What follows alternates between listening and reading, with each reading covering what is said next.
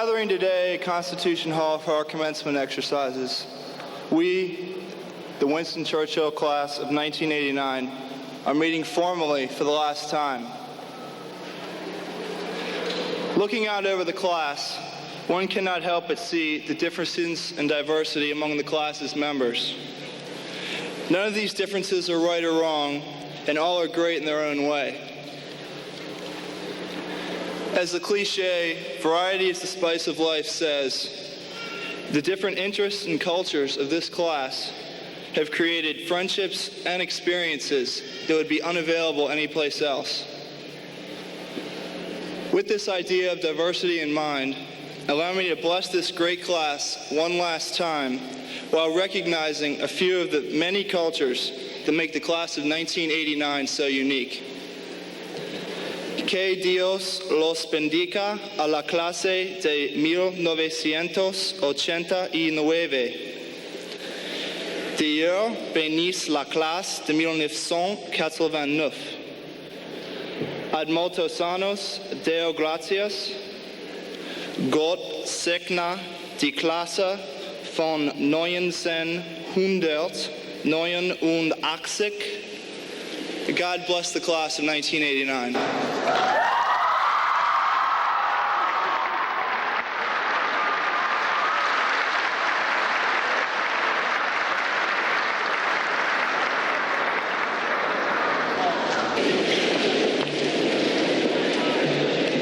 Please stand for the Pledge of Allegiance.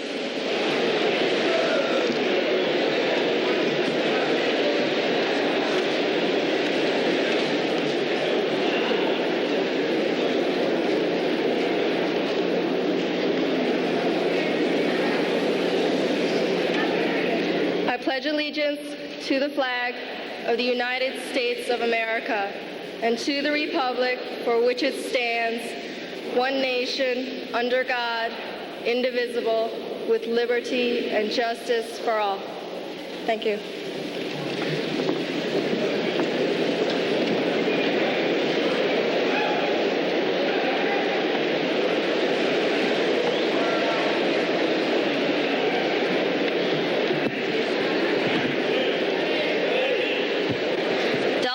Rosser, Coach Gibbs, Mrs. Ippolito, Mr. Ewing, Dr. Sheklevsky, faculty, fellow classmates, families, and friends. Welcome to the Class of 1989 commencement ceremony.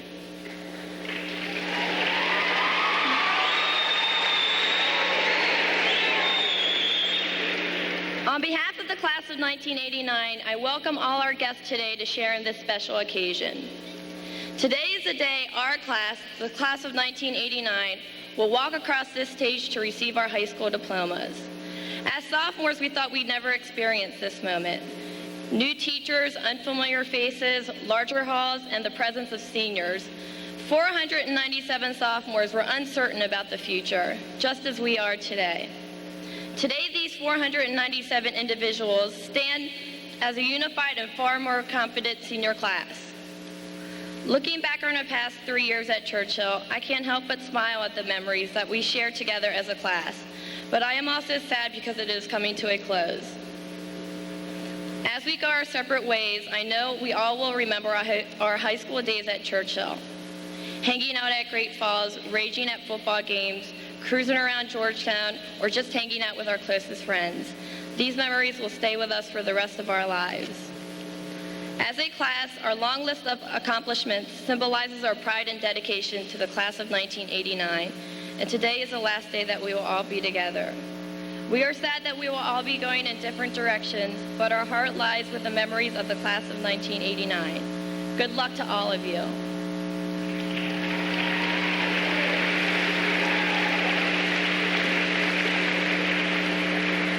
And now it is my special privilege to introduce Delegate Rosser from the Maryland House of Delegates.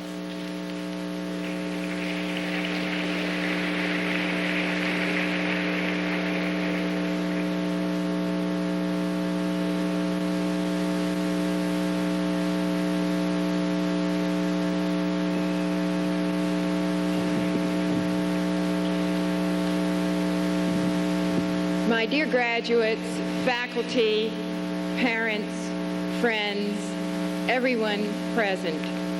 This is a tremendous day in the lives of us all. And this is a particularly important year for Winston Churchill High School because it's the 25th anniversary of your founding. And in commemoration of this landmark year, I am very pleased to present to you, Mrs. Ippolito, a citation from the Maryland House of Delegates and from Governor William Donald Schaefer. I would like to read these citations.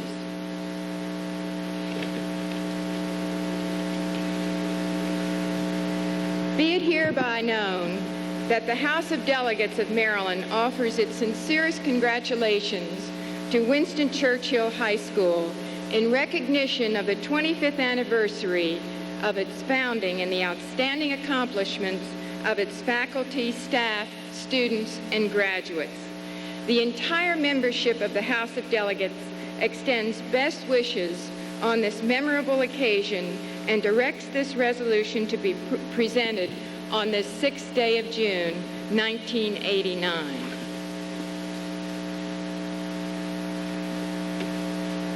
Governor William Donald Schaefer of the state of Maryland extends greetings to Winston Churchill High School, Potomac, Maryland. Be it known that on behalf of the citizens of this state, in recognition of the outstanding commitment to academic excellence that has been demonstrated by the faculty, students, and staff of your fine school, in honor of the occasion of your 25th anniversary, and as an expression of our admiration, great respect, and sincere best wishes, we are pleased to confer upon you this governor's citation, William Donald Schaefer. Thank you.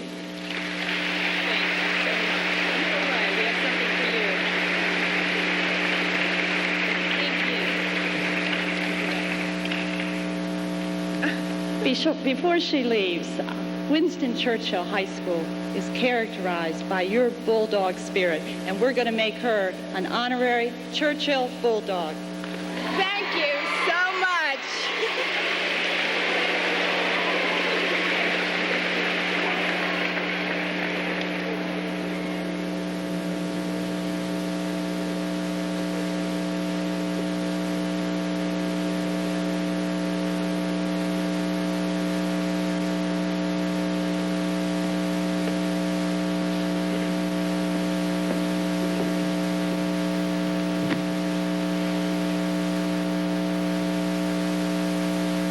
It was a clear, brisk evening as Winston Churchill left that parliamentary conference.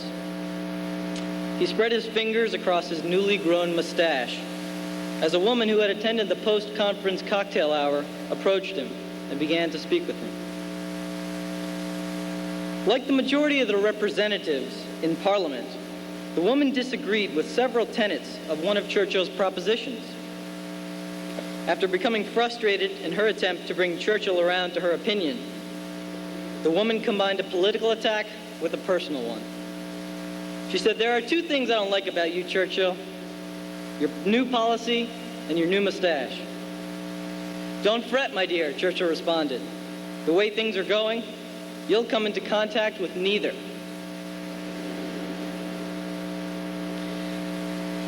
Along with his effective wit, Winston Churchill possessed one of the most inspiring minds in the 20th century political arena. He stimulated courageous efforts from his countrymen through powerful oratory. One quotation of his is especially applicable to us as advice at this juncture in our lives. He said, "We shape our buildings, thereafter they shape us." He means that we shape our society, and the society which we create will influence us and those who come after us. For often we blame our own actions on far-removed entities like human nature or life or the rat race. Churchill suggests that instead of shifting responsibility for our behavior, we must accept the truth that we are to blame for any errors in society, but that we are also to be congratulated for all that is good and true in society. In the morning of our lives, our youth, we live in the shadows of the societies that came before ours. And in the twilight of our lives, other generations will build societies which will block the brightness from falling upon us. But at noon, the sun is directly above us. We take center stage, and we live our lives the way we choose to live them. We influence our society by making this or that decision. We move about, making a difference, and then we are in the light no more. We must take advantage of this, the beginning of our finest, brightest hour. We can shape our society delicately and intelligently. We can regard people equally, and we can work hard to see that those less fortunate than ourselves receive a measure of the opportunity which we have been afforded. The shadows of generations past are starting to recede now. We are gaining independence and responsibility each day. We may not be able to see the light coming, but indeed it is on its way. In one speech to his countrymen, Churchill relayed an excerpt from a poem by Arthur Clough. He quoted this passage to move his people to realize that they, like us, would soon feel the warmth of the light by which they, like us, could shape buildings. And not through eastern windows only, when daylight comes in the light. In front, the sun climbs slow, how slowly, but westward, look, the land is bright. Congratulations and good luck.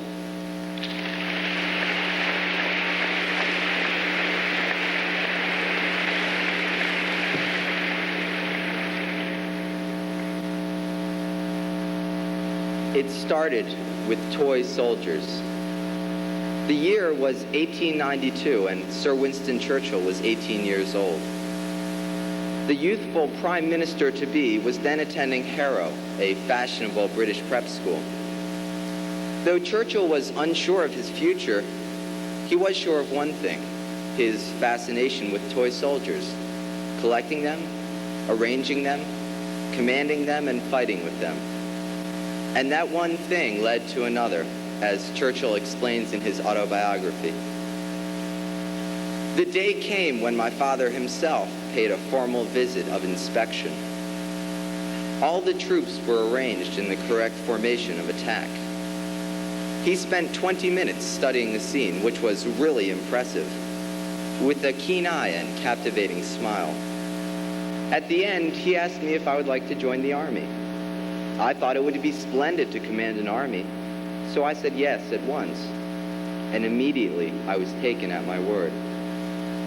Churchill continued, "For years, I thought my father, with his experience and flair, had discerned in me the qualities of military genius.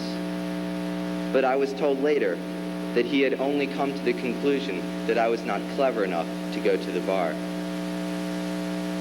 All self-deprecating humor aside, though, the younger Churchill was hooked on his career, one that would make him one of the most important men of the century. That fateful day, complete with the formation of 1,500 toy soldiers, marked a new beginning in Churchill's life. 97 years have now passed since Sir Winston Churchill decided on his vocation. Most of us seniors graduating today do not share Churchill's joy in toy soldiers. Nintendo, I think, cannot be played professionally, and it does not provide the modern-day equivalent of toy soldiers. And sunbathing at Ocean City, although delicious for a while, may not provide long-lasting fulfillment. But here we are, ready to mark the end of the beginning of our lives. At age 18, some of my classmates, like Churchill, know where they are headed. Many others do not. In any case, this graduation marks a new beginning for each of us, as we head to college, to the military, or elsewhere, as we prepare for the rest of our lives. And as I head off for school in the fall, I will certainly keep Sir Winston Churchill in mind, for he is the one who, at age 16, penned the following request to his mother in a letter from school. He writes, "Dear Mother, I am getting terribly low in my finances. You say I never write for love, but always for money. I think you are right. But remember that you are my banker, and who else have I to write to? Please send me a little. As for me, I will probably substitute a lot where Churchill just asked for a little. Good luck to you, and thank you.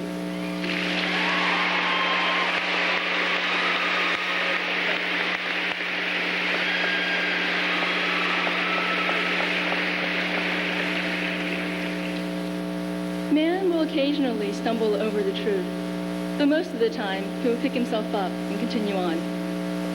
Some people call this quality perseverance. Others call it stubbornness. Oftentimes, the name depends on the outcome of the situation. When Winston Churchill entered high school, his teachers criticized him for being stubborn. He excelled in English, but refused to learn Latin. Why learn it, he would ask, if I'll never need to use it after I graduate? Teachers have never been able to answer that question past a, you will, you'll see, and students have never been able to accept that as an answer. So Winston Churchill didn't learn Latin, and he never graduated from high school. So what, many say today? Churchill showed strength of character, self-confidence, perseverance. He may have stumbled, but he went on to become a great writer and statesman. People don't remember him for the grade he received on a Latin exam, but for his contributions to a society. Churchill realized early in life both his strengths and his weaknesses, and he used his knowledge to serve his country. Perhaps he would never become a Latin professor, but he could use his writing and speaking skills as a member of Parliament. However, deciding on a career didn't promise him a job, as he soon found out.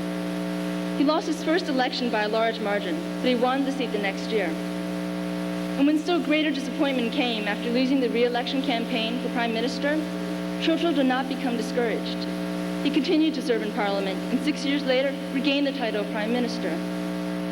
Once, when Churchill was asked to deliver a speech, he spoke merely 9 words. If you were here today to address the class of '89, perhaps you'd repeat those same words. Never give up, never give up, never give up. Thank you.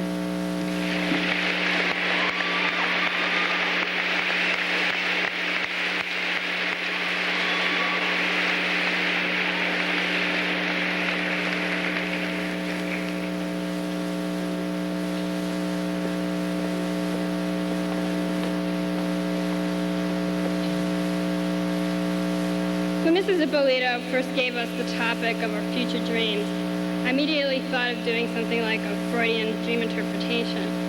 But somehow I didn't think that talking about phallic symbols and subliminal sexual fantasies would be quite appropriate. So instead I thought of my own brand of dream interpretation, and I did it in the form of a poem. The other night, I had a dream. It opened with an all too familiar scene, 6:58 in the morning, officially the 2-minute warning, to begin that daily ritual, the parking lot battles at Churchill. But then a hand came down from the sky, which was much mightier than you and I. It laid down a couple of tracks, faster than you could send a fax, led our senior class onto a subway. We were going really fast, and all the stops we went past, until someone asked for the driver, and no, I don't think it was Yogi Berra, it was Geraldo Rivera. And he said, it's easier to travel than to stop, because as long as you travel to a goal, you can hold on to a dream. Stop traveling and you arrive. Stop traveling and you face reality. That reality will be different for each one of us, yet it will offer all of us the same 2 things, enlightenment and fulfillment. So that was my future dream, and I know it was really deep, so if you don't really get it, you can just go back to sleep.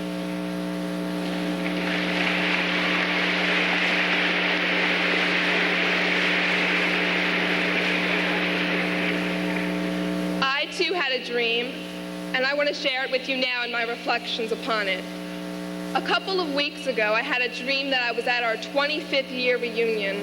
Everyone was going around shaking hands, and each was introducing themselves as a wealthy doctor or successful lawyer. But no one was smiling. Not one single person was happy. And as I woke up, it hit me. As we are graduating today, many of us are filled with dreams, dreams of going out into the world and making money, making lots of money. Yet few of us have stopped to think whether this money will bring us happiness. This is why I have set my goal in life to being happy, even if it means I end up on Skid Row. I came to this decision with the help of an old adage: all that glitters is not gold. Money and power and fame are all fool's gold. On the outside, they glitter and shine, false promises. In the inside, they are hollow. I'm not saying that I wouldn't want a cool million in my pocket right now. I'd be crazy if I didn't. What I am saying is that happiness doesn't come gift-wrapped in dollars and cents. Happiness is a separate and distinct entity. Happiness is the real gold. And like gold, it is hard to find and takes much effort to get to. But only after it is in your grasp does your real struggle begin. You must now fight to keep this precious item. For there are many people who are more than willing to take your happiness from you if you let them. This is why it is important to remember: happiness first, everything else second. So go for the real gold, and in 25 years, you all will be smiling. And maybe I won't be at Skid Row. Thank you.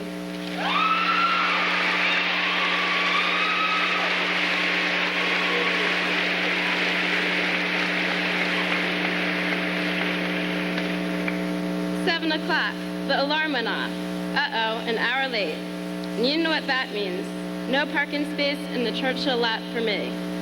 But then I realized it was June 6th, the day when I'd be fighting through Canal Road traffic instead. Graduation day had finally arrived. Graduation day signifies the closing of our high school days. But I choose to think of this day as the commencement of what lies ahead. Some of us will go to college, some will find jobs, and others will travel.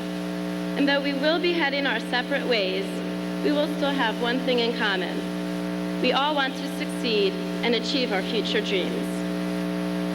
When I was first assigned the topic, Our Future Dreams, I envisioned a world where hunger, environmental problems, nuclear crises, drug abuse, and all the other issues that confront us as a generation, a nation, and a people would not exist.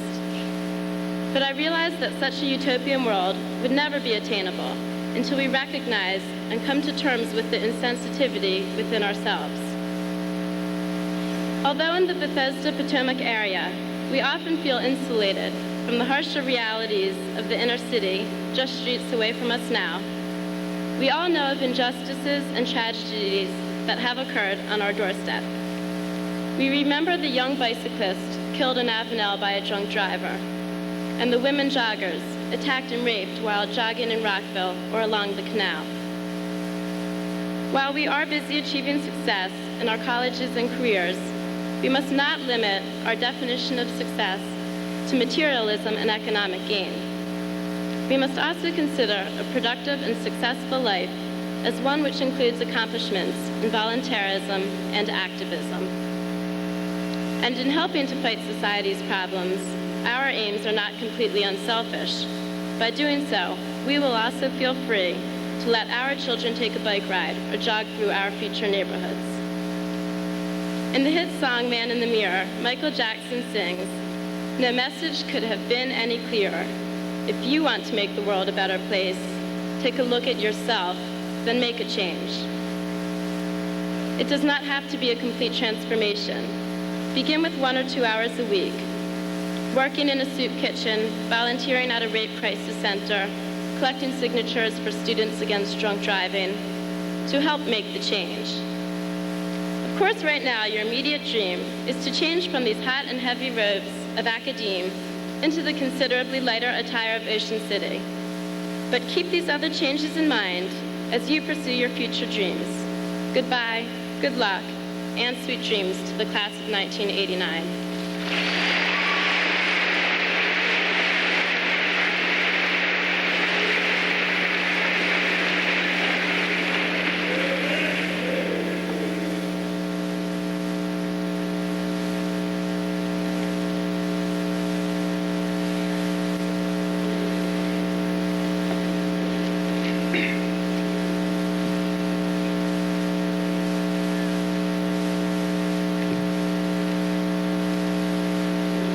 As I look into this mirror, I see two reflections of the class of 1989. On one hand, I see 497 individuals. On the other, I see a unified class, a class whose spirit is analogous to that of a bulldog. A bulldog is persistent, tenacious, and downright aggressive. And if you consider the obstacles this class has encountered en route to graduation today at Constitution Hall, you'll see the spirit of a bulldog, and you'll see that we graduating seniors have expressed that spirit together. It's there in academics. We challenge ourselves to study, to learn, and to achieve in difficult classes. We doggedly prepared for the SATs by asking each other the meaning of important words such as anthropomorphic, laconic, and obstreperous. It's there in athletics. Large, feisty crowds of Churchill students were vital to our success in the playing field. And those in the stands shared in the triumphs as much as the athletes themselves. It's also there in extracurriculars. From It's Academic to SAD to The Observer, students were always there to support one another. This spirit could not have been more evident than at the Showstopper Spring Show. Even though they put on a spectacular performance, I was more impressed by the 3 packed houses of Churchill students who came to support them. Thanks to the Bulldog spirit, the class of 1989 has excelled on all fronts. So on behalf of the graduating seniors, I would like to give to Churchill a Bulldog mascot costume. This costume, to be worn by future students at Churchill activities, will serve as a reminder of the spirit and unity of the class of 1989. Thank you.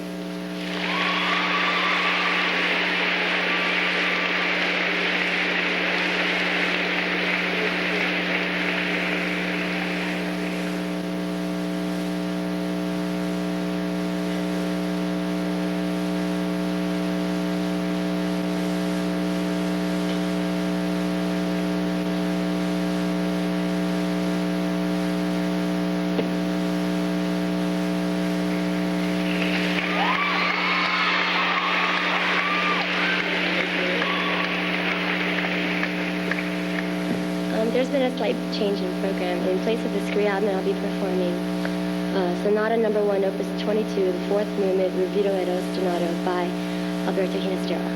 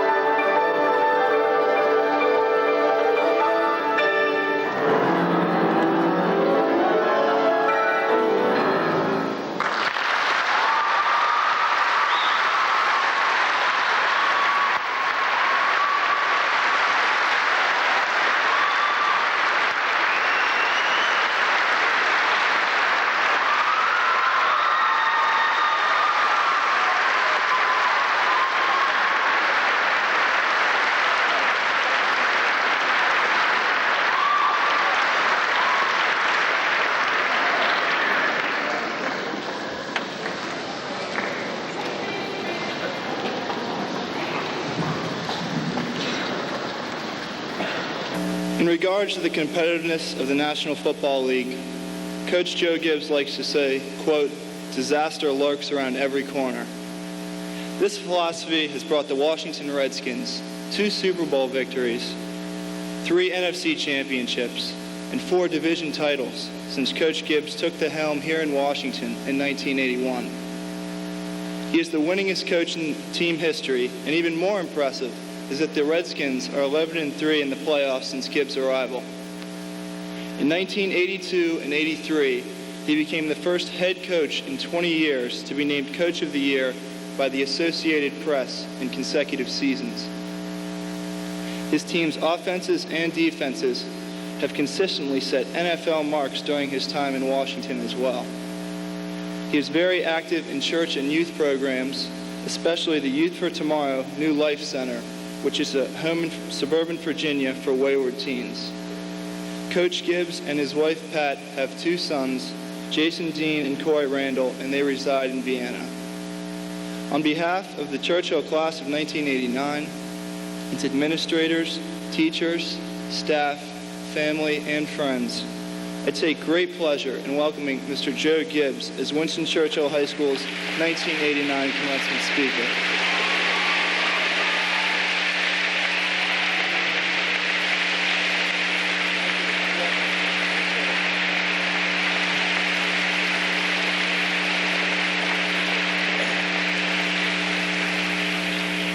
I think if I was smart right now, what I would do is take off on Winston Churchill when we gave one of the speeches to the one of the academies. I don't know which one it was. I think he stood up and he repeated about 6 or 7 times, "Never give up, never give up." It's already been mentioned, and he sat down. If I was smart, I'd do that to you guys right now because you want to get out of here. But give me just a minute anyway. I think that when I think back to this, I just want to share with you. I was we were playing in Seattle about 4 or 5 years ago, and I was walking down the hall after our meetings in one of the Marriott hotels out there where we were staying, and as I walked down the hall, I heard the music. This music was coming from this room, this big ballroom, and I said, "My gosh," I said, "that's my music, 1959, you know what I mean? I remember that stuff. And sure enough, I went down, I said, "Hey," I said, "what's going on?" They said it was a graduation reunion. It'd been 25 years or something like that. And I says, "My gosh," I says, "1959? They said, "Yeah." And I says, "That's my year." I went in there and I threw the door open and I looked and I says, I was appalled. I says, there were nothing in there but old people. It dawned on me. I went back up to my room and I took a look, and my gosh, I was one of the old people. It happens, guys, before you know it. I was going to make one other comment to somebody. One of the students were up talking. They were talking about that Winston Churchill had also made a comment somewhere in there about his studies. And he said something along the lines of about foreign language. He says, "When am I going to ever use that?" You know, I was talking to my son, J.D., my oldest son. I was really upset about his books, and we were talking and having a little father-to-son session, as sometimes we have. And J.D. said the same thing about English. When am I ever going to use it? As I think back, the one thing that it makes me reflect upon being here today, I've never done one of these, guys, so go easy on me. I reflect back on the fact of my own education. It seems like when I was growing up, going to high school and became a math science major, just like you were supposed to in those days. I go on to college. I'm trying to make up my mind what I'm going to do, and somewhere along the line, I boiled it down. And really, it came down to either being a brain surgeon, a nuclear physicist, or a football coach. And I chose a football coach. I think it has something to do with my intellectual ability. I went to San Diego State, the Harvard of the West, on the West Coast, and I majored in physical education. And of all things, I said, well, you know, I've always enjoyed playing sports and enjoyed being competitive in things, and so I said, I'll just never grow up. I will continue and coach, and that's how I wound up winding up in the coaching profession. I get on there as a graduate assistant. I go through and I graduate. It took me 6 years to graduate, gang. And I get through and I go on to the staff there as a graduate assistant. And I don't know if any of you know what a graduate assistant does, but basically he does what any of the other coaches want him to do, and he gets paid zip. My biggest job in those days was our initial staff at San Diego State was John Madden, who you all see now on TV and everything. Well, he tries to sell everything, doesn't he? It's amazing. I know this guy very well. Believe me, guys, he does not know lefty-righty to screw a bolt on or a hardware store. This guy has never in his life that I know of, ever painted anything. He's never played golf. I see him with those golf clubs. The guy's, yet he's selling everything all across America. John Madden was on our staff. Don Coryell was the head coach. Had another guy there. Of course, Don went on to coach, become a head coach, very successful in the NFL. And another coach by the name of Sid Hall that also wound up in the NFL. My job as the graduate assistant was to do all the errands that they needed to be done, and I got paid zip, as I mentioned. My biggest job was at night, was to go get the tacos and the hamburgers, and the only time I really got in trouble is if I left something off John Madden's taco.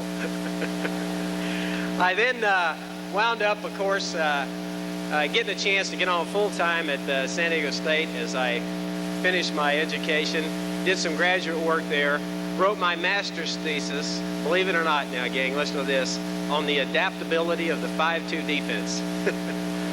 Hey, think about it. I had them right in the palm of my hand. There was nobody in education who knew anything about football. All they could do is grammatically go through my thesis. Everything else, it was up to me. I was the expert. But anyway, I enjoyed my education there very much. Got on the staff as a coach there at San Diego, and I can still remember every time I asked to speak someplace. I still remember and reflect back on my very first speaking assignment. Coach Coryell came to me. He says, "Joe, I have your first speaking assignment. I want you to take this speaking assignment. You're not going to get paid anything for it, but I think you'll enjoy it." I took a look at it, and it was at the Norwalk Metropolitan Mental Hospital. It took a little bit of a sting out of it, but I says, well, I'm going to do a good job on this. I go up, was very well prepared. I stood up, and I was going to say in front of a group very similar to this, but I won't. I stood up, and I started talking. I got about 2 minutes into this speech I had well prepared, and it was a guy stands up and back, and he says, "That's the worst speech I've ever heard." Well, I'm looking around for support. Nobody says anything. I said, hey, well, I'm sure the guy just freaked out. I said, I will start again. I'm sure this won't happen again. I start talking. I get about another 2 minutes, and the same guy stands up, and he goes, "That is the worst speech I've ever heard." Well, now I'm upset. I've come all the way up here. I'm talking to this group. I'm getting no support from anybody. A guy stands up in the back, and he's criticizing me. No doctors or anybody stand up to be behind me, and I made up my mind. I says, I'm going to start again. If the guy stands up, I'm going to blast him. So I start talking, and sure enough, I get about 3 minutes in, and the same guy stands up, and he goes, "Hey, buddy, I got to tell you something." He said, "That is the worst speech." I let him get about that far, and I says, "Hey, now listen here." About that time, one of the doctors stands up front, and he says, "Hey, leave that guy alone. It's the first thing he said in 5 years that makes sense."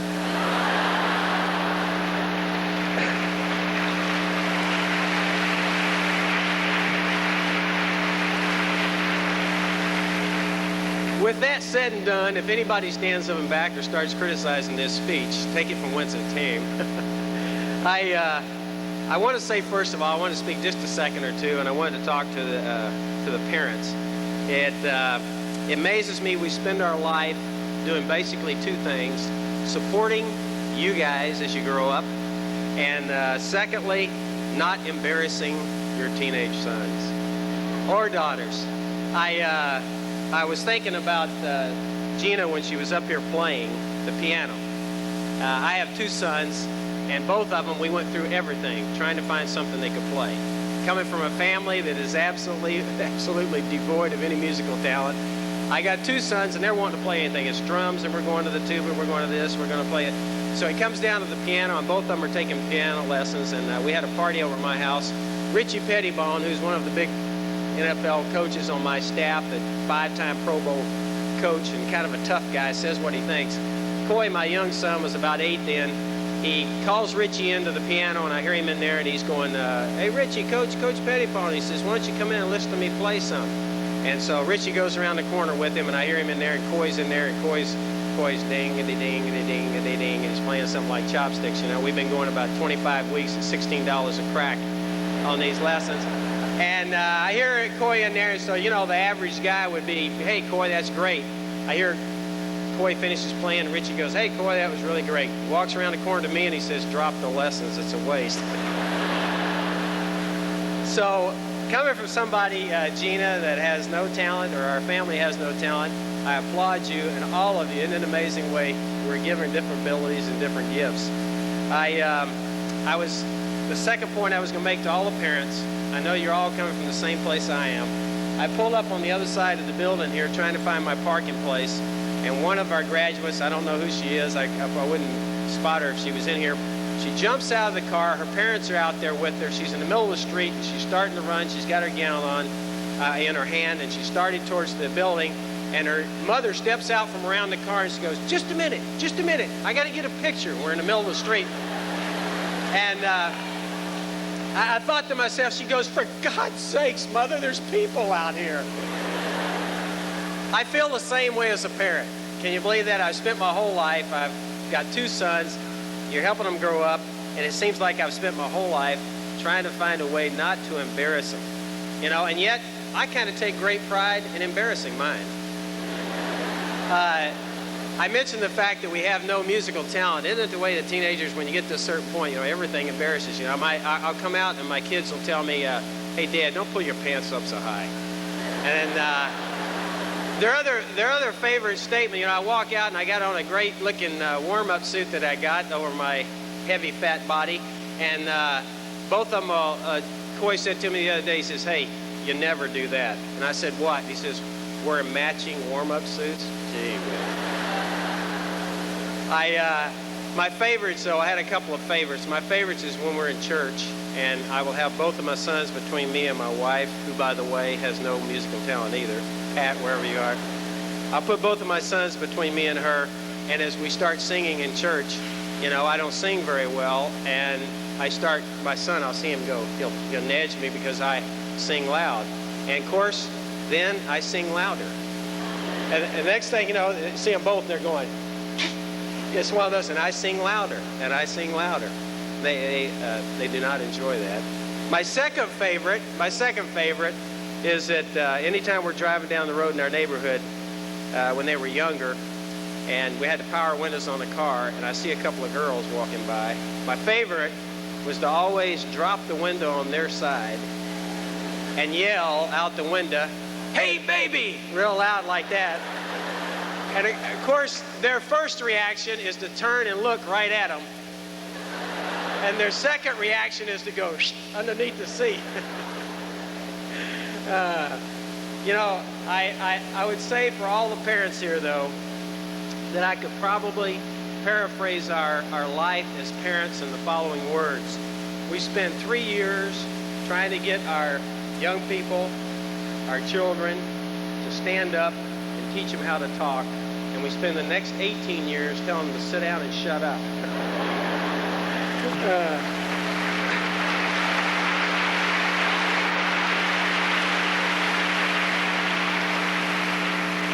The one thing I would like to say to you, though, is for every young person here, this has happened to me, and unless I'm wrong, it's going to happen to you in your life.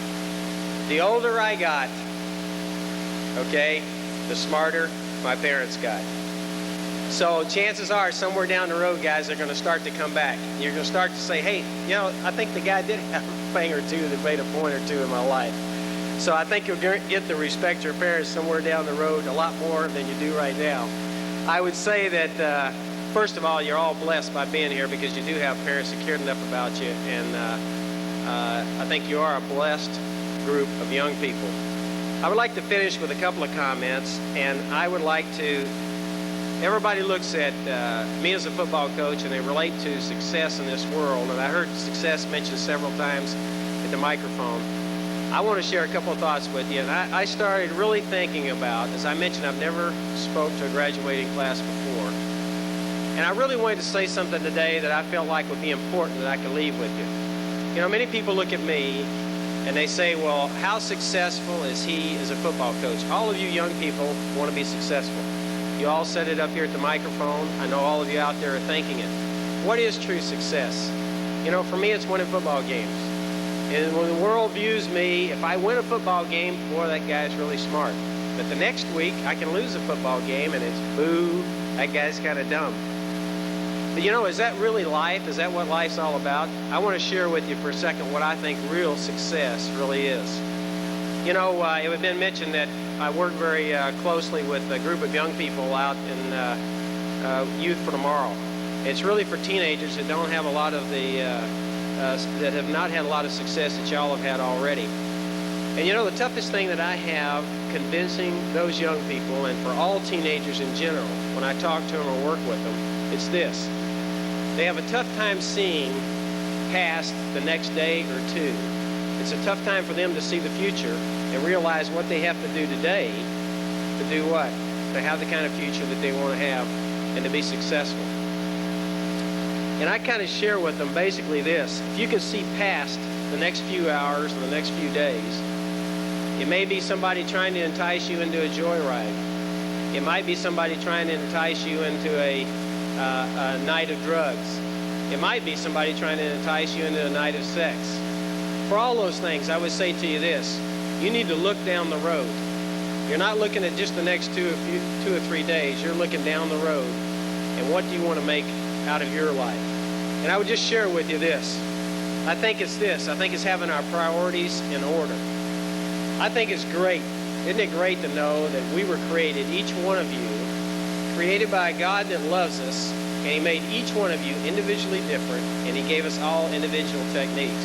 We've already talked about being able to play a piano, have a certain amount of musical talent. I have none of that, yet I have the ability that I can work with young people and coach young people, and I enjoy that. The great thing about each one of you, young people, as you start out here today, is you've been created individually different, been given unusual talents, and God has a work that He wants you to accomplish. And I would suggest the first thing you need to do for yourself is just to set your own priorities.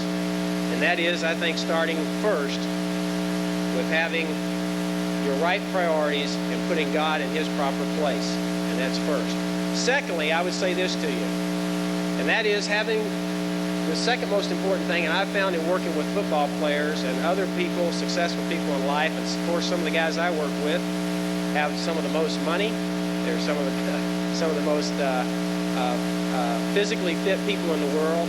And of course, you would think that they have everything. Yet I see a lot of those people are unhappy. I would suggest the second thing that you need to make sure that you always keep focused in on, and that is that life is not strictly for yourself. And actually the most rewarding things that you'll find in this life is going to be the influence that you have on others. It's not just what you can give for yourself, but it's what? And it was already mentioned at the microphone by some of your other graduates up here, and that is keeping the right perspective on life is having the ability to love others more than you love yourself. It was said up here, if your definition of success, young people, is to go out and make more money than somebody else, if your definition of success is go out and do a change, be the president of a company, and that's your end goal in life, if your goal is to go out and become a professional football player, if your goal is to go out and become a coach that wins the most games, I'm just going to tell you, I've been around people like that have been the most successful in all those rounds, and they're still unhappy. The people that I find are the happiest are the ones that have found the ability to lose themselves. Because the only true lasting thing that you're going to leave on this earth, you know what it's going to be? It's not your money. It's not your football games. All those things are going to wind up in a trash can someplace. The most important thing that you're going to leave on this earth is the influence that you have on others. I would suggest to you, as many of you are going to be parents in the future, probably the most important thing that you will leave on this earth, the most important thing is that your parents, all of them here today, are going to leave on the earth. You know what it is? It's going to be you. You are their heritage. And that will be the most important thing that you also go on to leave on this earth. It's going to be the influence that you have on all those that you're going to work with, and all those that you're going to socialize with, and those that you're going to bring into this world. The last thing I would want to share with you is the fact that you need to set your goal in life. You have your ability of knowing where you came from and who made you. Secondly, the ability to love others in this world more than you love yourself. And the third one is then your occupation and what you want to achieve. And that's very important. It's very important to me. I want to be the best football coach that I can be. I feel like that's my obligation. But it comes third in my life. And that's where your occupation should come. Now, how to be successful in your occupation?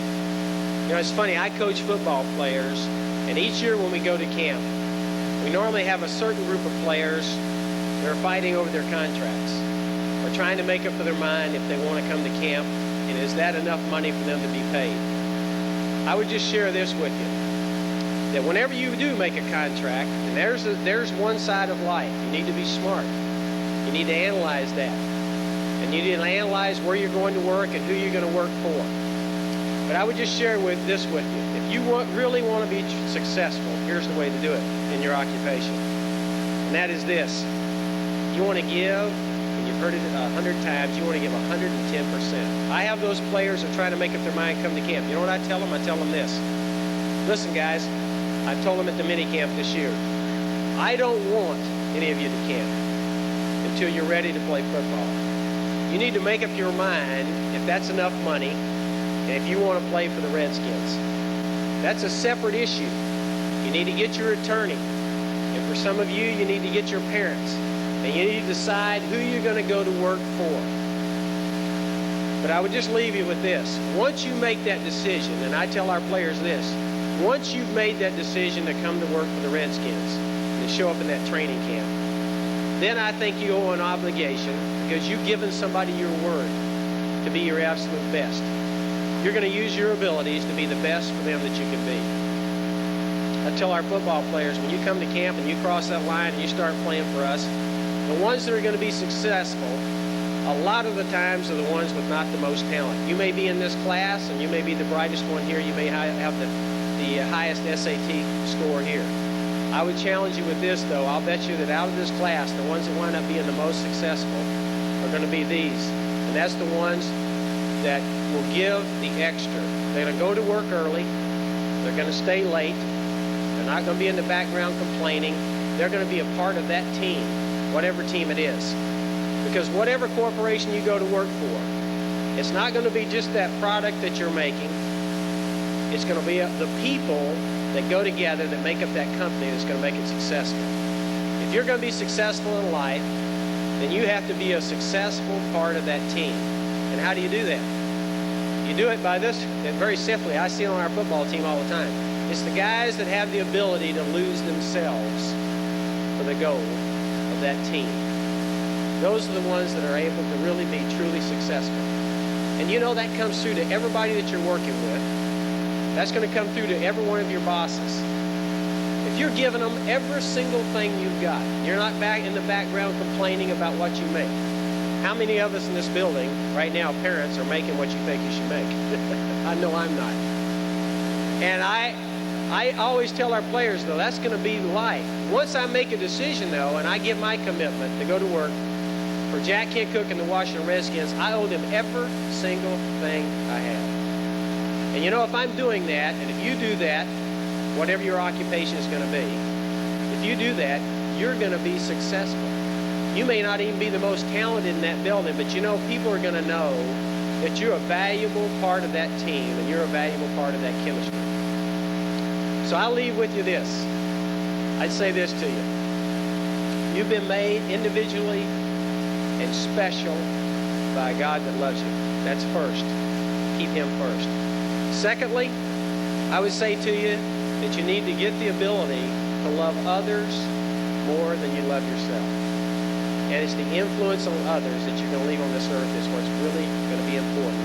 And that's what's really going to measure your success someday. And the third thing I would say to you, once you've made up your mind what field of endeavor that you want to go into, you need to be one of those people that's going to give every single thing you got. You're holding nothing back. You want to be the absolute best you can be to be a part of that team. Thank you, and I wish you the absolute best in your life.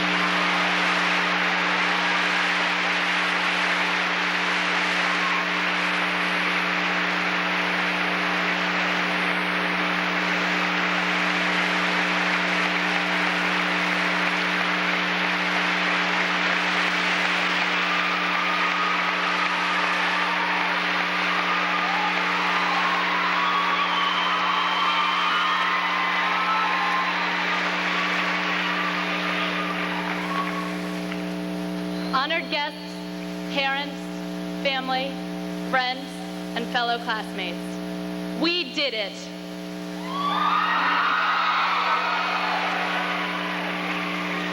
The class of 1989 survived 3 years of Winston Churchill High School. And Winston Churchill survived 3 years of the class of 1989. From the very beginning, our experiences at Churchill were unique. We managed to eliminate not one, but 2 principals in our sophomore year. Perhaps that is why no one noticed that our first Churchill activity, a $500 homecoming float, put us $400 in debt. We didn't remain that way for long, however. Through the sales of boxer shorts, keychains, and stuffed bulldogs, we soon set a school record for the most amount of money raised by a sophomore class. Our second year at Churchill was even more unique. Like every other junior class before us, all we ever wanted to do was drive our cars to school and hang out. Well, we could drive our cars all right, but we couldn't park them anywhere, which made it a little difficult to hang out. But the brightest moment of our junior year, we owe to Coach Gibbs and the Washington Redskins. We'd like to take this time to thank them for giving us an unscheduled holiday in honor of their Super Bowl win.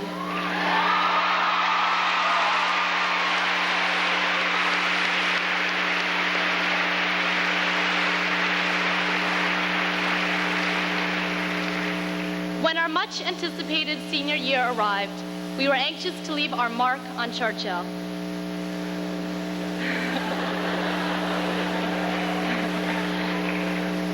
We began in early September by painting 89 on the bleachers, which gave us our first taste of being seniors. October soon approached, and that meant homecoming. Music through the decades was our theme, and we transformed Churchill's A Hall into the 60s. The football team gave us a victory. The senior float somehow managed to arrive in one piece. And the dance after gave us an evening we would never forget. Even the rain couldn't dampen our spirits. Before long, November was upon us. For many, that meant college application deadlines and SATs. By January, we were ready to be second semester seniors. All we had to do was take our last full-length final exams. You can imagine how sad we were when they were over. Then came our unique last semester at Churchill. In February, every night we found ourselves listening to the weatherman predicting snow. And every morning we found ourselves predicting how many tests we would fail because the weatherman was wrong. For March, we added a new touch, the DC 101 basketball game. Okay, so the grease man didn't show up, but the night wasn't a total loss. A sold-out crowd got to watch our own vice principal, Mr. Zarchin, lead the Churchill team to an almost victory. In April, the mailman became our best friend or our worst enemy. But all in all, it was pretty nice to have our college futures finally secure. May 31st was a very special day for us. We gathered as a class to initiate a new tradition, a much-needed graduation rehearsal. This gave the class of 1989 the opportunity to walk out of Churchill together for the last time.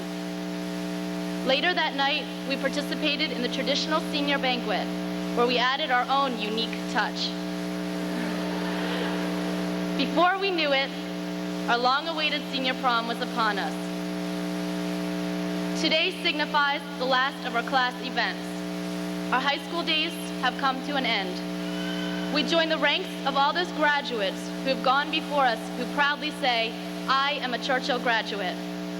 We'd like to thank those teachers who did their very best to give us a quality education.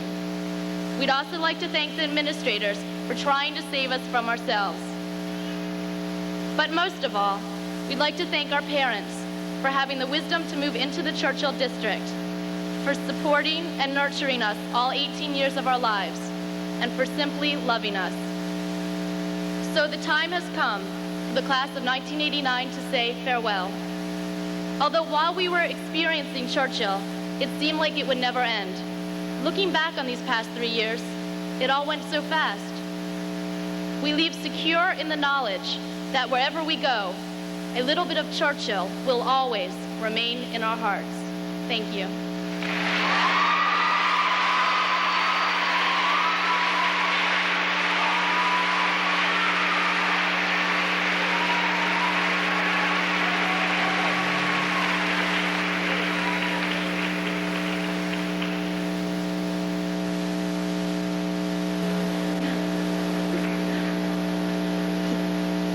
First, I want to thank Dana and all the class officers for the outstanding job they've done this year.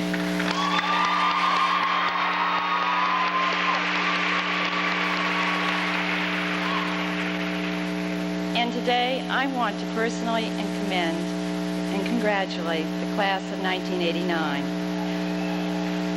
During your 3 years at Winston Churchill High School, you have achieved much, scholastically, athletically, and in the fine and performing arts.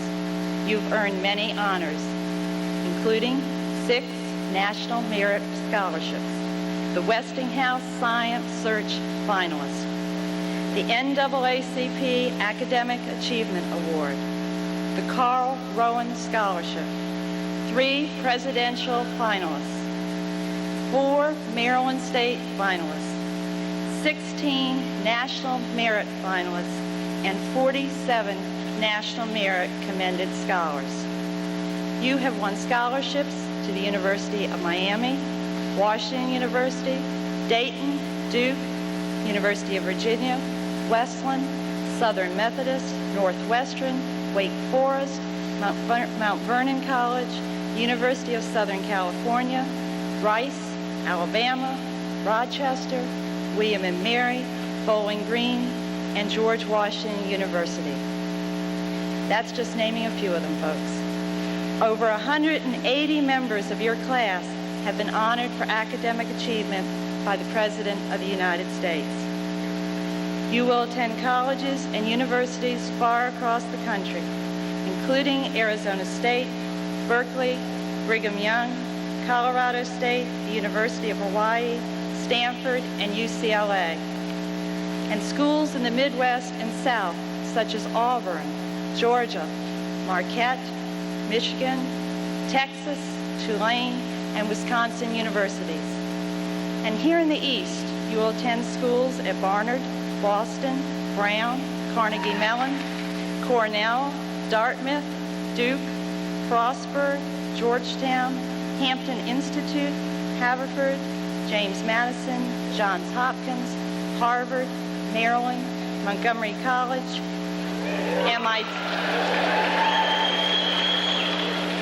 MIT, the University of Pennsylvania, Princeton, Rensselaer Polytech, Smith, Towson, Tufts, Vassar, and Yale. You have been honored at the state and national levels for your achievements in foreign language and computer science, forensics and debate, math and science, and in the fine and performing arts. In the past 3 years, your publications, Erewhon, The Finest Hours, and The Observer, have won top honors nationally, something no other high school in the United States has achieved. The athletic teams you have played on have won regional, metro, and state championships. Members of your class have won individual championships as well as received all metro recognition for individual performance. And your scholastics teams, its academic, the computer team, the debate team, and the math team, they've won regional, state, and national championships. And members of your class participated this year in the Maryland's General Assembly. For all of these honors and achievements, and for the many I did not mention, I personally congratulate you. But I ask you, the class of 1989, to join me in recognizing your teachers, your counselors, and most especially your parents, who have given you the instruction, the support, and the love necessary to make your high school years so outstanding. Without them, today would not be possible. Let's say thank you to our parents.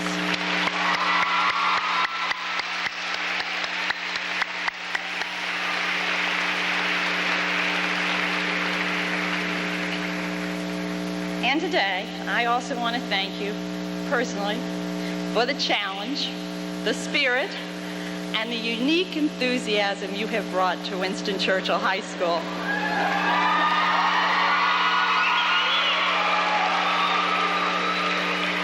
Wherever you go, whether to college or work, your special spirit, and it's a special spirit, is something I will always remember. And now I ask your teachers, your families, and your friends to join me in saluting the class of 1989. I'm going to ask Mr. Ewing to join me up here. On behalf of the faculty of Winston Churchill High School, it is with honor and pride that I recommend to the Board of Education the members of the class of 1989 as candidates qualified for the Maryland High School diploma.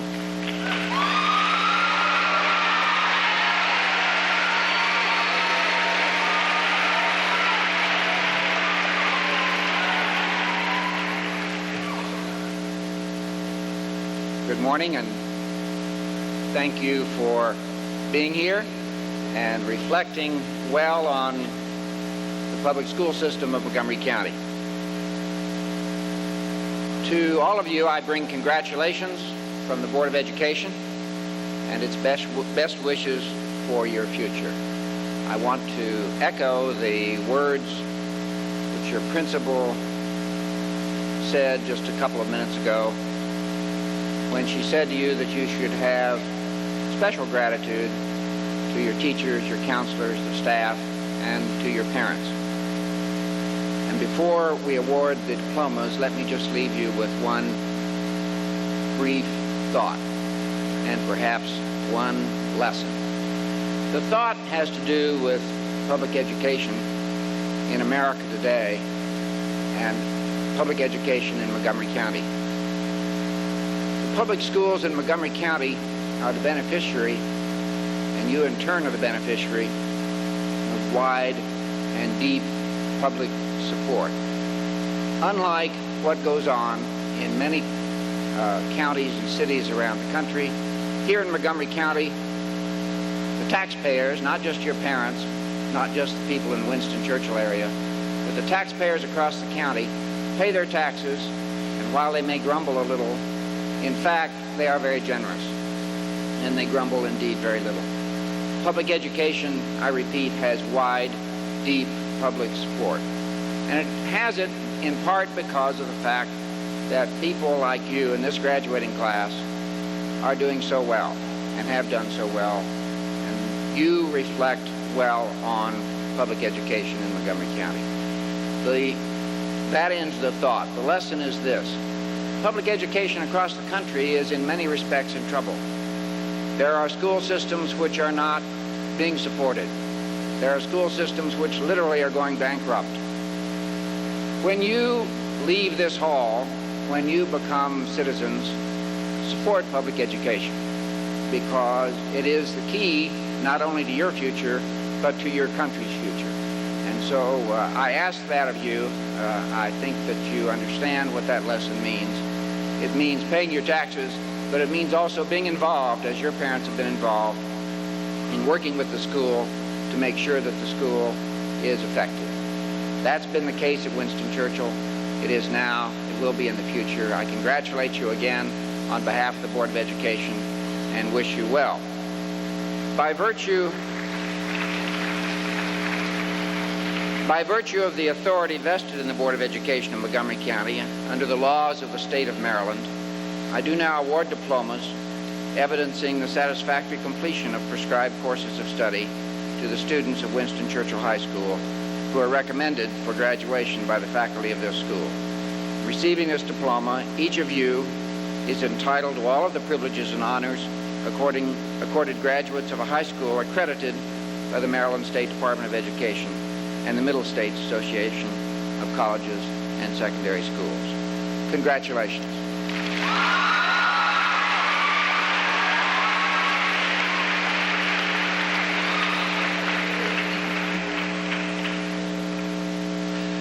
Mrs. Ippolito, it's a great honor to present the class of 1989 to you. The class valedictorians, Angela G.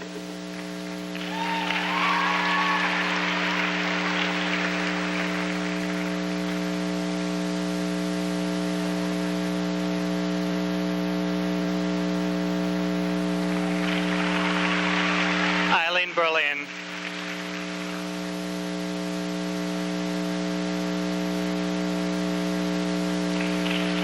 Susie,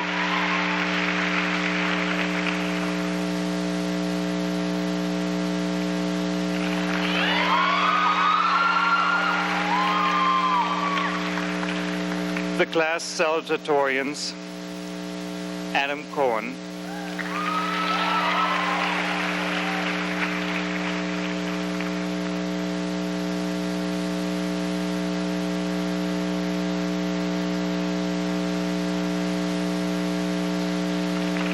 Kenneth Katz,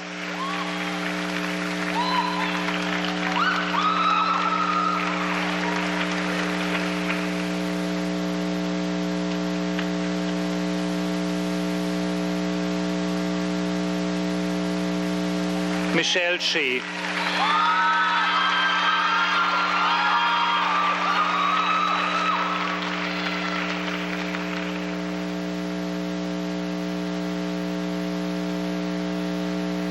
the class officers, Dana Lowenstein,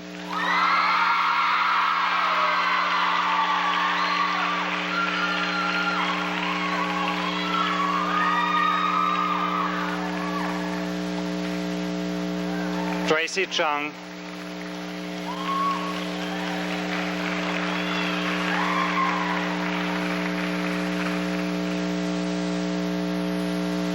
Stephen Jones,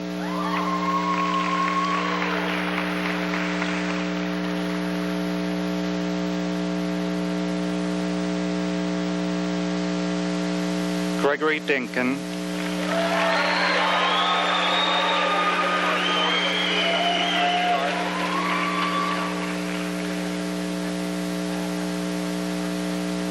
SCA President Patty Kim,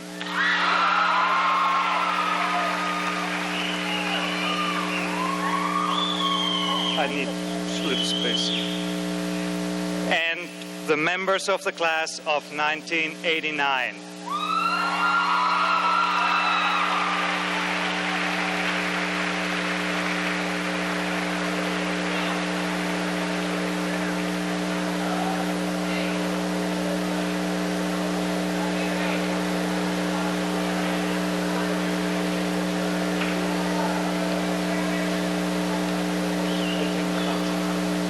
Manisha Modi,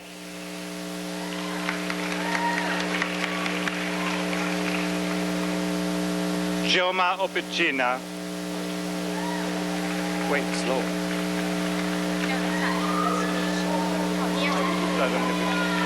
Vijay Nathan, Miriam Bloom, Michelle Cates, Rachel Cross, and Margaret Bates,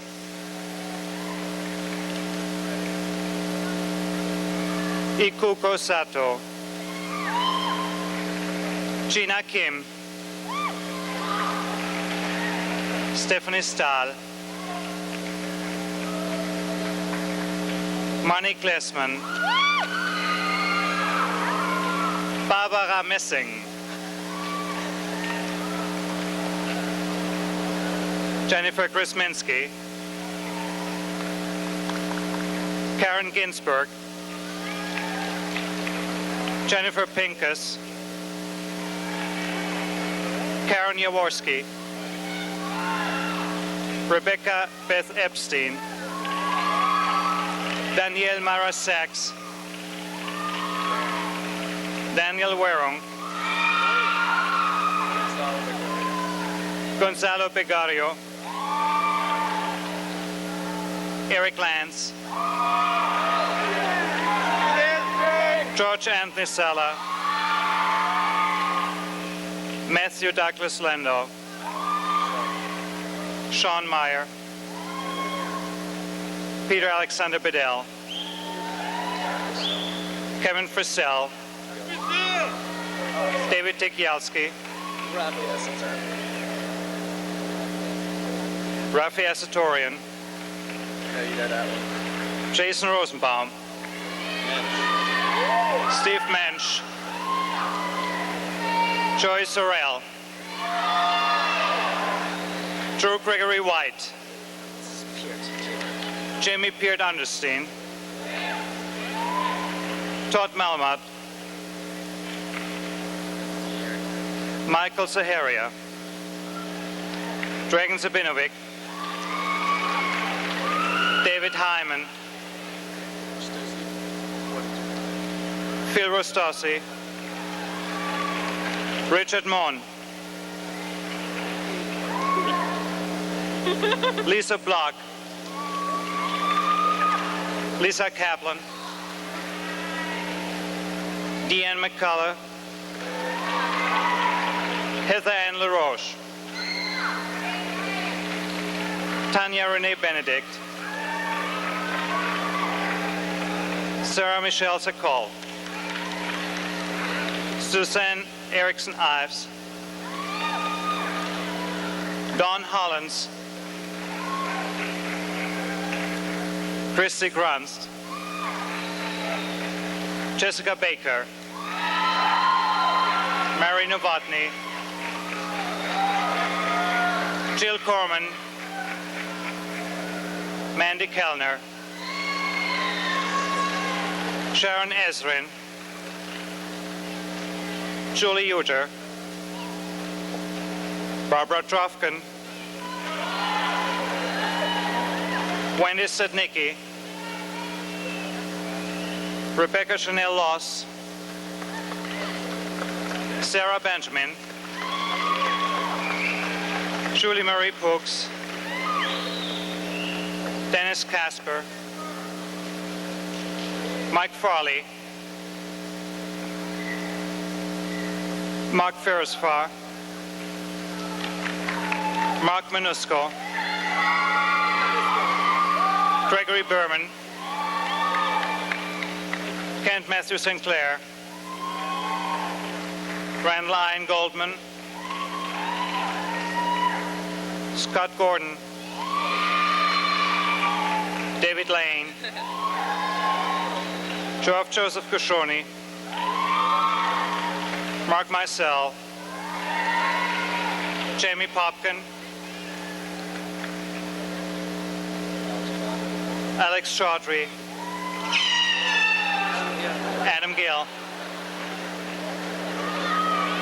Mark Bregan. Kevin Oakham. Noah Sanders. Joseph Ferguson.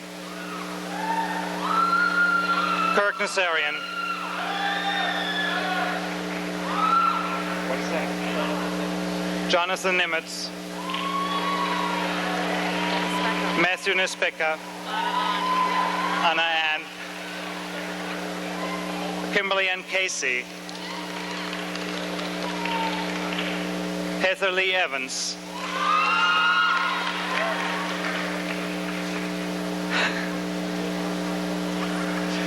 Wendy Allison Levitis. Catherine Lynshall. Mary Pruning. And Georgia Emily Berner. Sonia Veit. Debbie Wasserzug. Dorothy Herman. Johanna Correa. Marcella Dan. Lee Kettler. Justin Howells. Kimberly Potter.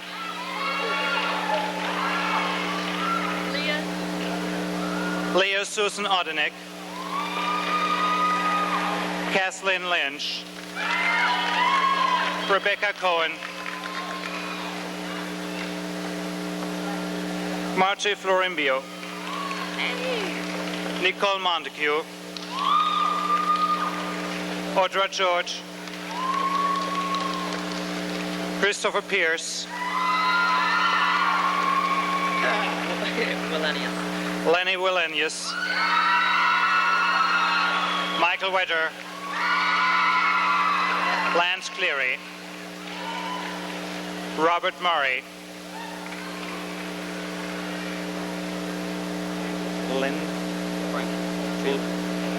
Frank J. Lynn,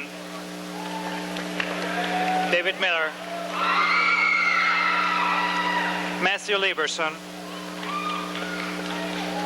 Michael Marty, Carl Geir Eriksson, Daniel Patrick Mingo, Jeff Tarpey, David Bird, Michael Truce Williams, Larry Verhoef, Andrew Beardall,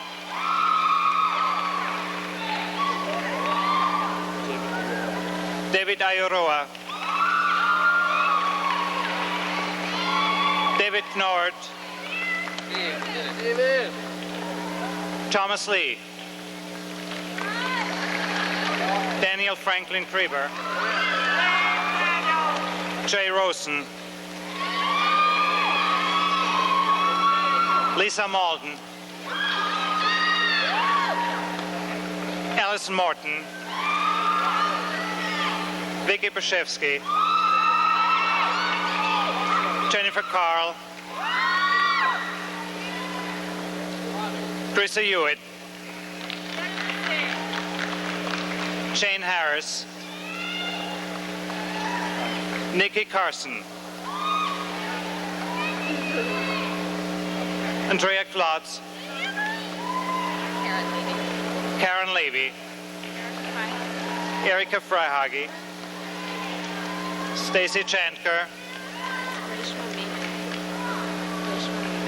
Rishma Miman, Carolyn Glaser, Lynn McConnell, Rosemary Shin, Susan Shin, Caroline Kay, Michelle Band, Alicia Gasparov, Pearl Wang,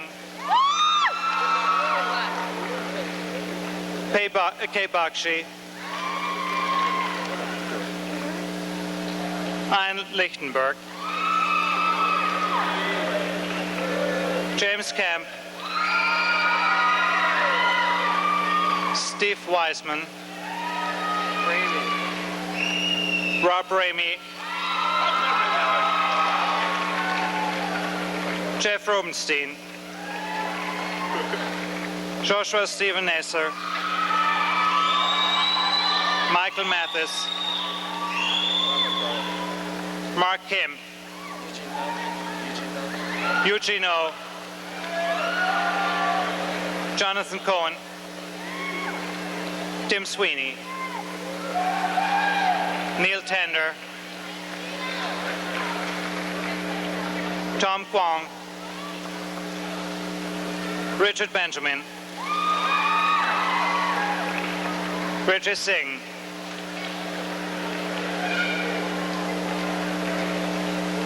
Michael Pana, Bob Willits, Kenneth Warmold, Brian Robb,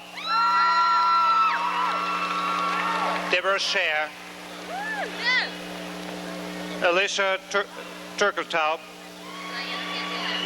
Diana Fendino, Stacy Enzo Lovely, Adela Gervais, Laura Mitchell, Nancy Moy, Joanna Haas, Jessica Bellman, Lilitha John, Stacy Ray Pickerel, Kay Diane Campbell, Jennifer Elizabeth Cassell,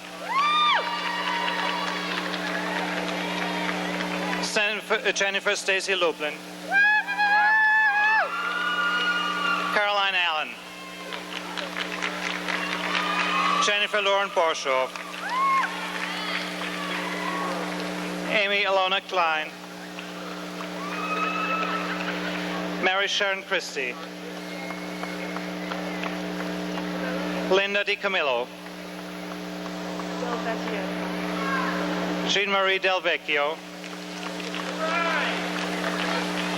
Christina Elizabeth McCarran. Aaron Skalka. Adam Chaffee. Mark Recht. Kevin Traffis. Jordan Ellenberg. Jeff Jakubiak. Stuart Pomerantz. Michael Fishbayan. Jeff Deem. Roy Perlis. Mark Singer. Justin Head. Michael Putnam. Daniel Glaser. Paul Benjamin Sobin. Jeremy Daniel Lawton. David Slotnicki. Bradley Lincoln. Clint Buitenhuis. Mark Rittenberg. Jessica Sachs. Jamie Feldman. Heather Cohen. Vicky Liz. Mala Schreiber. Andrea Small. Audrey Small. Jennifer White. Jim Himmelfarb. Jennifer Halpern. Judy Polsky. Shira Rubin. Monique Nolan.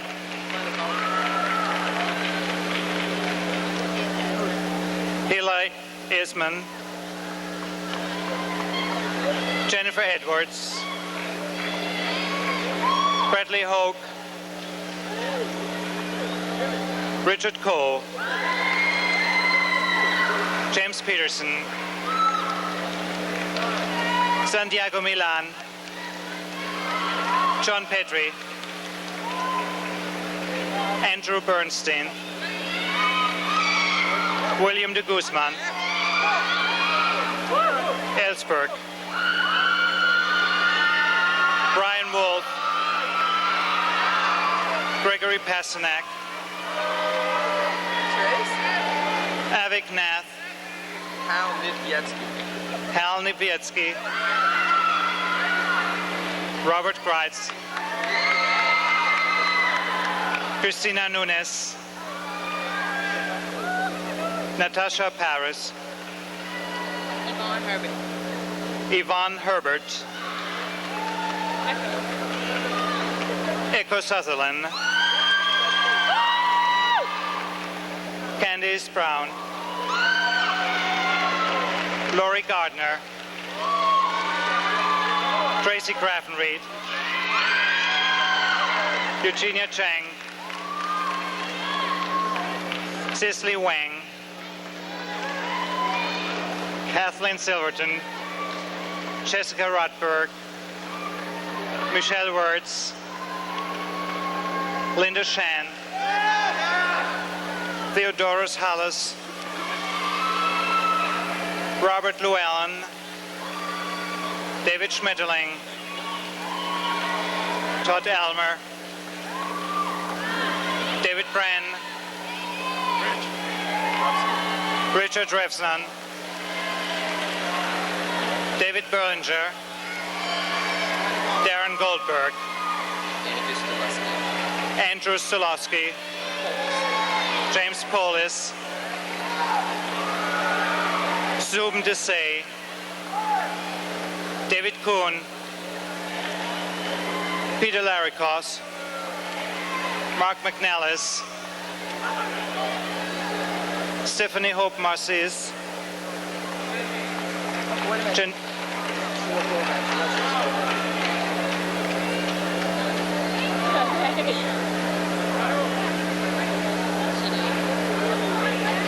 Janine Marie Berg.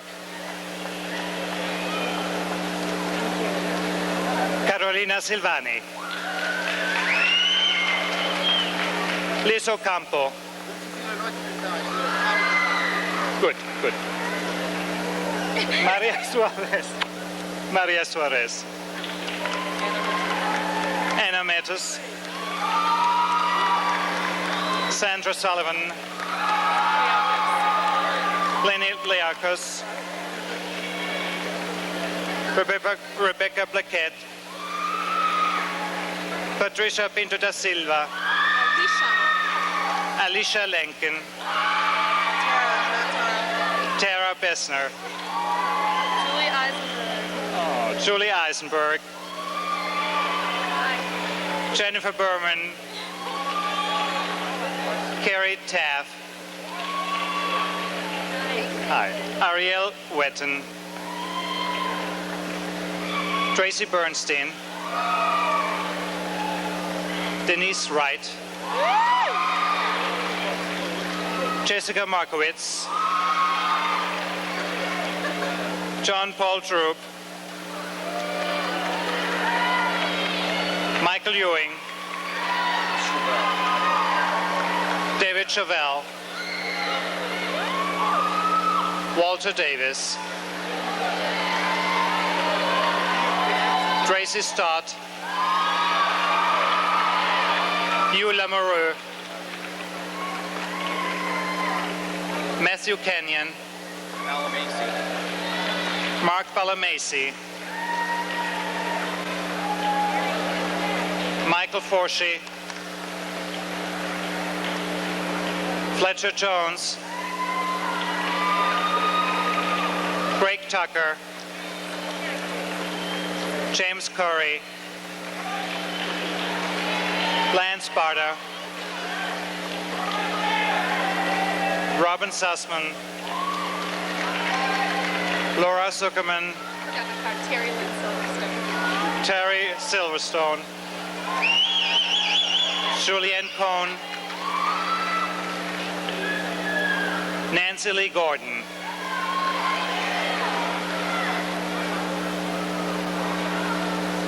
Laura Ladd. Jill Greenspoon. Jennifer Midler.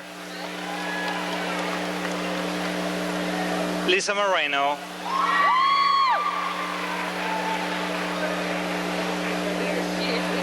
Elizabeth Rovere. Renee Santiago. Sarah Lubeck. Jennifer Goldman. Chris Wallerstein. Amy Hayes. Patricia Hughes. Jennifer Zaworski. Amy Sandik. Jennifer Bard. Nancy Stave. Abby Berlin.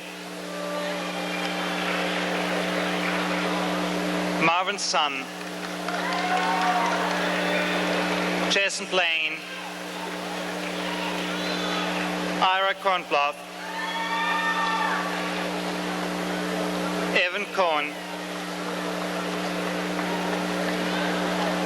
Doug Casper.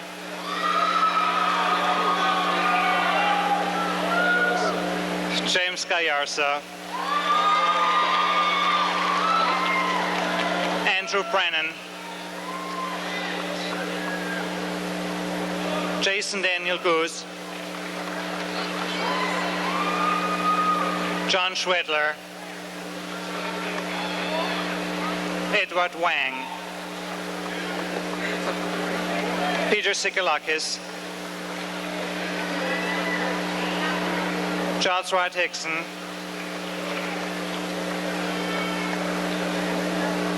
Paul Chungster, Thomas Ward, Keith Gardner, Adam Abitoff, James Matthew Stahl, David Metzdorf, Kenneth Joseph Mahan, Ken Lorenz, Rachel Kruger, Jennifer the Master,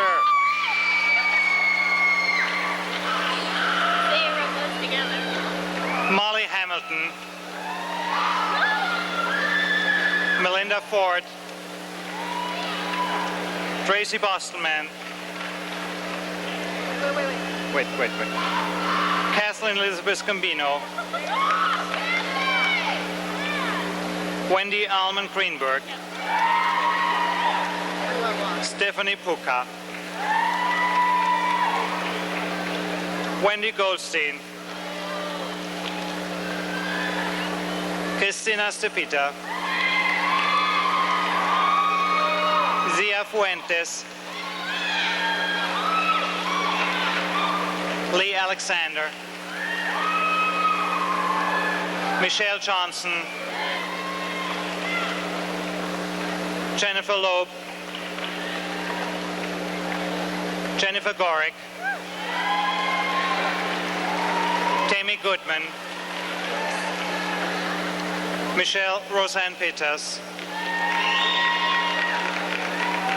Susan Lynn Lux, Aretina Galanis, Sharon Sarah Candy, Arturo Garzon, Daniel Chang, Felix Vinuesa, Santiago Mateo, Pablo Torrecrosa, Robert Nickel,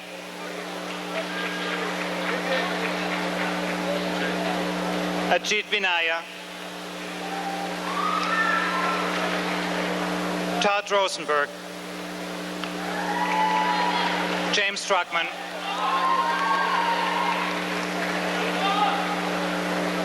Todd Greenberg, Greg Metnick, Brian Morris, Esteban Cardemil, Peter Landon, Michael Frank,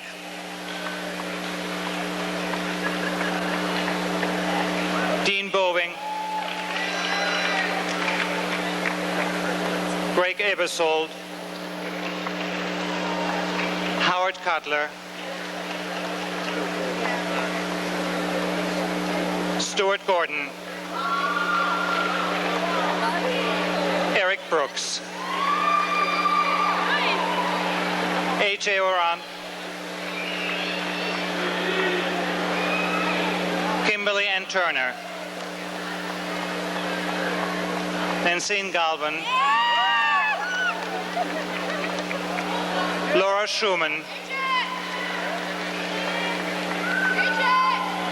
Megan Murray Murphy,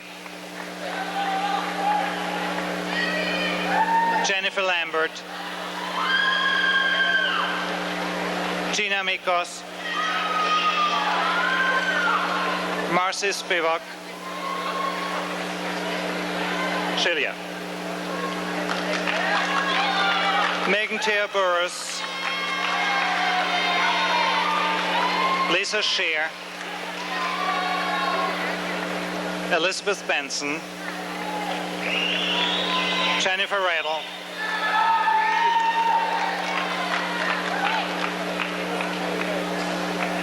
Kelly Renee Roach, Jill Granger, Don Minerby, Malvinder Dole, Gloria Ye, Angela Ma, Julie Wang,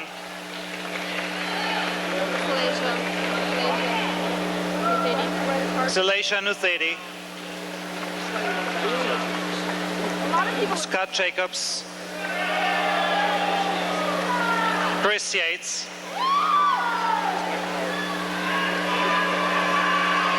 Thomas Wang, Andrew Lee Ko, Peter Philko Kang, Arthur Mok, Jay Wang, Yagi Kichi, David Amsalam, Tom Geimer, Seth Needleman, Jeffrey Green, David Myers, Clayton Wendell Harris, Corman Ahasade,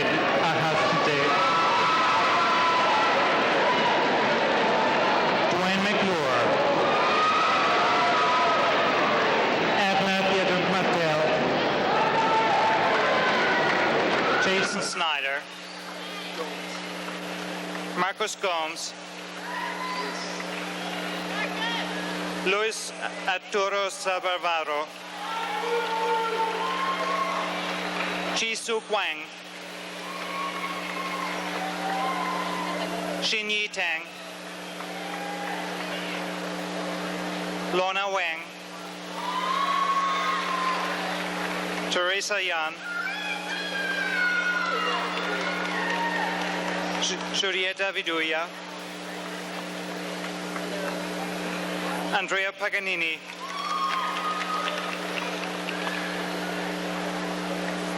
Josephine Viduya, yeah, Min Chin Sang,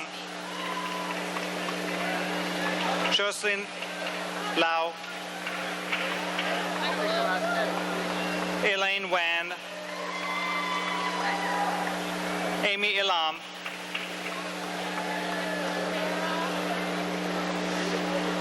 Leah Cohn,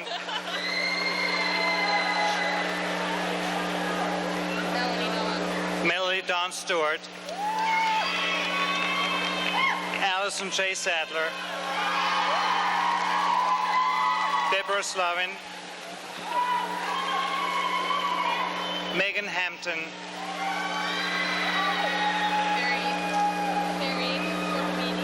Fareen Puramidi, Catherine Page Smith, Daphne Williams, Christina Huberts, Leslie Israel, Carol Knight, Jennifer Israel,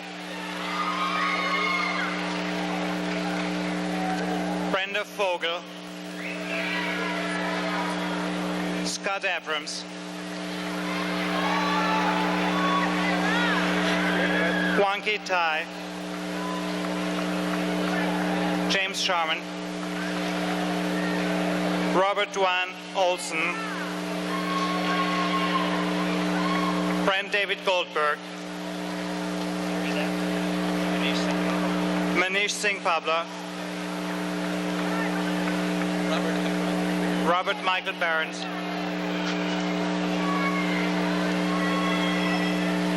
Carlos Zuniga, Takenori Yotani, Steve Smith, Gregory Spivak, Cameron Akavane, Henry Cha, Philip Chung, Andrew Wu, Mark Stephen Lee, Jonathan Kwan, Sam Shang, Anthony Sun, Jack Chow, Robert Bell, Thomas Pilson, Robin Suleiman,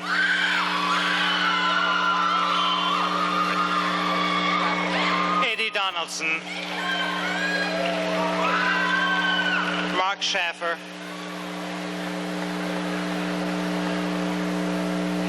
Tim Way, Robert Bloger, Frank Curry Midley, Martin Kramer, Stephen Karin, Raju Krishnamurthy, and Charles Joseph Gravel.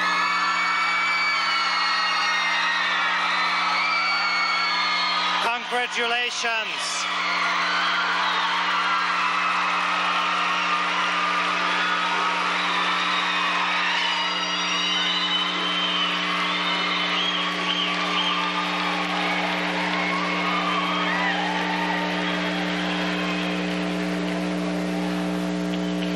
I would like to take one final moment to express gratitude to the parents and guests for joining us in our commencement exercises. Also, I wish to thank Mr. Ewing, Dr. Vance, and Dr. Shikletsky for their gracious participation, Mr. Gibbs for his enjoyable and inspiring message for the graduates, and Delegate Rosser for contributing to our class's unique graduation in commemorating Churchill's 25th year. And I must extend great appreciation for the administration of Churchill High School, in particular, Mr. Schwartz for his continuous sponsorship, Mr. Sarchin for his direction, Mr. Snyder for his patience, and Mrs. Ippolito for her understanding. In closing, I need to mention a few reminders. To the graduates, you may pick up your diplomas in C Hall of the building, and to the parents, I ask you to please wait in the lobbies.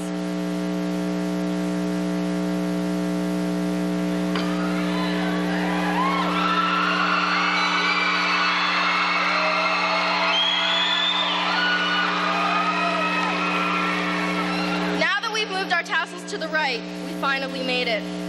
My best wishes go to my fellow classmates. Congratulations to the class of 1989!